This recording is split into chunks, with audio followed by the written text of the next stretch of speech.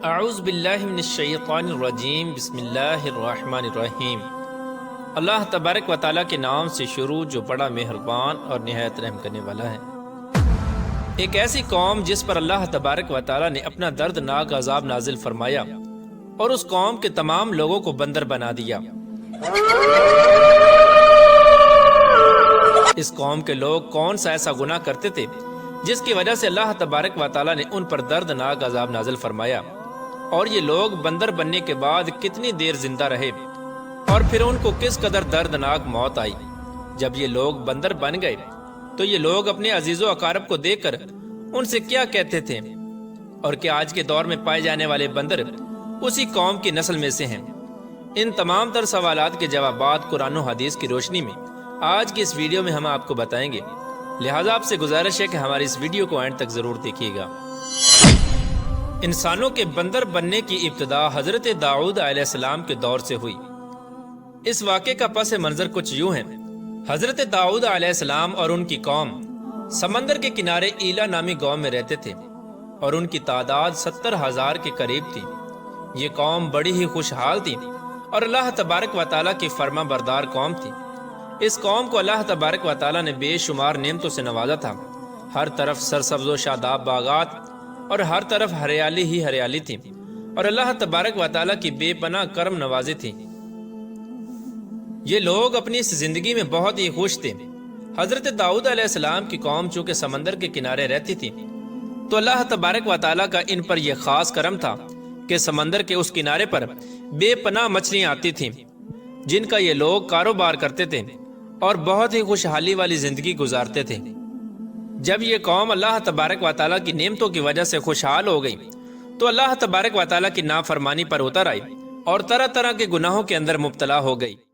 اور پھر ایک دن اللہ تبارک و تعالیٰ نے اس قوم کا امتحان لینے کا ارادہ کیا اور حضرت داؤد علیہ السلام کو وحی بھیجی کہ اپنی قوم سے کہہ دیں کہ وہ سنیچر کے دن یعنی ہفتے والے دن مچھلی کا شکار کرنا بند کر دیں۔ اس طرح اللہ تبارک و تعالیٰ نے حضرت داؤد علیہ السلام کی قوم پر ہفتے والے دن مچھلیوں کا شکار حرام فرما دیا، اور پھر یہاں سے اس قوم کی بربادی شروع ہو گئی۔ حضرت داؤد علیہ السلام نے اپنی قوم کو بتایا کہ اللہ تبارک و تعالیٰ نے ہفتے والے دن مچھلیوں کے شکار کو حرام قرار دے دیا ہے، تو وہ لوگ بہت ہی زیادہ پریشان ہو گئے اور ساری قوم سر جوڑ کر بیٹھ گئی، کیونکہ ہفتے کا دن ہی وہ دن تھا جس میں مچھلیاں وافر مقدار میں آتی تھیں اور خود بخود کنارے پر آ جاتی تھیں، اور باقی دن ایسے تھے کہ بہت کم اور نہ ہونے کے برابر مچھلیاں پکڑی جاتی تھیں۔ اس قوم کا گزر بسر چونکہ مچھلیوں کے شکار پر تھا، اس وجہ سے اللہ تبارک و تعالیٰ کا یہ حکم سن کر یہ قوم پریشان ہو گئی۔ یہ نہیں جانتے تھے کہ اللہ تبارک و تعالیٰ کی طرف سے یہ ایک آزمائش ہے۔ پھر ایک دن شیطان نے ان کو وسوسہ ڈالا کہ سمندر سے نالیاں نکال کر خشکی میں بڑے بڑے حوض بنا لیے جائیں۔ جب ہفتے والے دن مچھلیاں آئیں گی تو وہ نالیوں سے ہو کر ان بڑے بڑے حوضوں میں آ جائیں گی، اور اس طرح پھر ان نالیوں کا منہ بند کر دیا جائے، اور پھر اگلے دن یعنی اتوار والے دن ان کو پکڑ لیا جائے۔ شیطان نے اس قوم کے لوگوں کو ورگلایا کہ اس طرح ہم ہفتے والے دن شکار سے بھی بچ جائیں گے اور مچھلیاں بھی ہاتھ آ جائیں گی اور وہ بھی پکڑی جائیں گی۔ بہت سے لوگوں کو یہ ہلا بازی اچھی لگی اور انہوں نے ایسا کرنا شروع کر دیا اور سمندر سے چھوٹی چھوٹی نالیاں نکال کر بڑے بڑے حوضوں میں ڈال دیں، جس کے ذریعے وافر مقدار میں مچھلیاں ان حوضوں میں داخل ہو جاتی۔ اس قوم کے بدبخت لوگوں کو شیطان کا یہ ہلا بہت پسند آیا، لیکن اس قوم نے یہ نہ سوچا کہ جب مچھلیاں سمندر سے حوض میں آ کر قید ہو گئی تو پھر مچھلیوں کا شکار ہی ہو گیا، اس لیے یہ شکار بھی ہفتے والے دن ہی قرار پایا جو اللہ تبارک و تعالیٰ نے حرام قرار دیا تھا۔ اس موقع پر یہودیوں کے 3 گروہ ہو گئے۔ کچھ لوگ ایسے تھے جو شکار کے اس شیطانی ہلے سے منع کرتے تھے اور ناراض و بیزار ہو کر شکار سے باز رہے، اور کچھ لوگ اس کام کو دل سے برا جان کر خاموش رہے، لیکن انہوں نے شکار نہ کیا اور دوسروں کو منع بھی نہ کرتے تھے، بلکہ یہ لوگ منع کرنے والوں سے یہ کہتے تھے کہ تم لوگ ایسی قوم کو نصیحت کرتے ہو جنہیں اللہ تبارک و تعالیٰ ان قریب ہلاک کرنے والا ہے اور ان پر اپنا دردناک عذاب نازل فرمانے والا ہے۔ اور اس قوم کے کچھ لوگ ایسے تھے جو سرکش اور نافرمان لوگ تھے، جنہوں نے اللہ تبارک و تعالیٰ کے حکم کی اعلانیہ مخالفت کی اور شیطان کے ہیلے بازی کو مان کر ہفتے والے دن شکار کرنے لگے۔ یہ لوگ اللہ تبارک و تعالیٰ کے حکم کی کھلا مکھلا مخالفت کرتے اور ہفتے والے دن مچھلیوں کا شکار کر کے ان کو کھایا کرتے اور بیچا کرتے۔ پیارے دوستو، حضرت داؤد علیہ السلام کی قوم کے 1200 ایسے نافرمان افراد تھے جو منع کرنے کے باوجود بھی ہفتے کو ان نالیوں کے ذریعے شکار کرتے رہے۔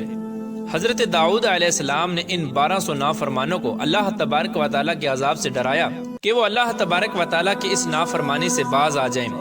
لیکن وہ لوگ باز نہ آئے اور کھلے عام شکار کرنے لگے۔ چنانچہ وہ لوگ جو اس بات کو برا جانتے تھے، ان لوگوں نے اپنے اور ان نافرمانوں کے درمیان ایک دیوار کھڑی کر دی، جس کی ایک طرف وہ 1200 نافرمان رہتے تھے اور دوسری طرف وہ لوگ تھے جو شکار سے باز رہے۔ حضرت داؤد علیہ السلام نے اپنی اس قوم کے نافرمانوں کو بارہا سمجھایا، لیکن یہ لوگ اپنی نافرمانی سے باز نہ آئے اور اسی طرح اللہ تبارک و تعالیٰ کی نافرمانی کرتے رہے اور شکار کرتے رہے۔ پھر ایک دن حضرت داؤد علیہ السلام نے غضبناک ہو کر شکار کرنے والوں پر لعنت فرما دی۔ اس کا اثر یہ ہوا کہ ایک دن خطا کاروں میں سے کوئی بھی اپنے گھر سے باہر نہ نکلا۔ یہ منظر دیکھ کر کچھ لوگ ان کی دیواروں پر چڑھ گئے تاکہ معلوم ہو سکے کہ وہ لوگ کس حال میں ہیں۔ جب ان لوگوں نے ان نافرمانوں کو دیکھا تو وہ سب کے سب بندر کی صورت میں مسخ ہو چکے تھے۔ اللہ تبارک و تعالیٰ نے ان کی نافرمانی کی وجہ سے ان پر اپنا دردناک عذاب نازل فرمایا اور ان کو انسانوں سے بندر بنا دیا۔ جب لوگ ان مجرموں کا دروازہ کھول کر ان کے گھر میں داخل ہوئے تو وہ بندر اپنے رشتہ داروں کو پہچانتے تھے اور ان کے پاس آ کر ان کے کپڑوں کو سونگھتے تھے اور زاروں کی طرح روتے تھے، لیکن وہ کچھ بول نہ سکتے تھے۔ اللہ تبارک و تعالیٰ کے ان نافرمان بندر بن جانے والے لوگوں کی تعداد 12,000 تھی۔ ان 12,000 لوگوں نے اللہ تبارک و تعالیٰ کی نافرمانی کی اور اللہ تبارک و تعالیٰ نے ان کو بندر بنا دیا، جس طرح کہ اللہ تبارک و تعالیٰ سورہ بقرہ میں ارشاد فرماتا ہے، اور بے شک ضرور تمہیں معلوم ہے تم میں کہ وہ جنہوں نے ہفتے میں سرکشی کی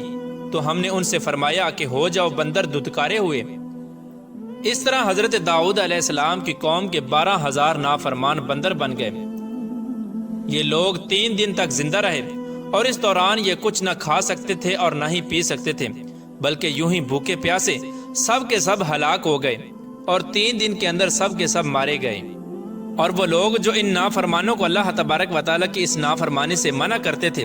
اللہ تبارک و تعالیٰ نے ان کو اس عذاب سے سلامت رکھا، اور وہ لوگ جو اس شکار کو برا جان کر خاموش رہتے تھے، اللہ تبارک و تعالیٰ نے ان کو بھی اس عذاب سے سلامت رکھا۔ پیارے دوستو، اب بات کرتے ہیں کہ آج کے دور کے بندروں میں سے کیا کوئی بندر ان کی نسل میں سے بھی موجود ہے، یا آج کے دور میں پائے جانے والے بندر انہی بندروں کی نسل میں سے ہیں؟ اس کے متعلق روایات میں آتا ہے کہ حضرت عبداللہ بن مسعود رضی اللہ تعالیٰ عنہ سے روایت ہے کہ حضور پاک صلی اللہ تعالیٰ علیہ وآلہ وسلم سے کسی نے سوال کیا کہ آج کے بندر کیا حضرت داؤد علیہ السلام کی قوم سے ہیں؟ تو حضور نبی کریم رؤوف الرحیم صلی اللہ تعالیٰ علیہ وآلہ وسلم نے ارشاد فرمایا کہ اللہ تبارک و تعالیٰ جس قوم پر عذاب بھیجتا ہے یا ان کی شکلوں کو مسخ کرتا ہے تو یہ عذاب انہی پر ہوتا ہے جن پر وہ عذاب نازل ہوا تھا، اور اس کے بعد اللہ تبارک و تعالیٰ ان لوگوں کو ہلاک کر دیتا ہے اور ان کی آگے نسل نہیں بڑھتی۔ اس لیے یہ بات غلط ہے کہ کچھ لوگ یہ سوچتے ہیں کہ آج کے بندروں میں بھی حضرت داؤد علیہ السلام کی قوم کے بندر بننے والوں کی نسل موجود ہے۔ ایسا کچھ بھی نہیں ہے۔ وہ لوگ صرف اور صرف 3 دن زندہ رہے اور اس کے بعد سب کے سب ہلاک ہو گئے، اور اللہ تبارک و تعالیٰ نے اس قوم کے نافرمانوں کو صفحہ ہستی سے مٹا دیا۔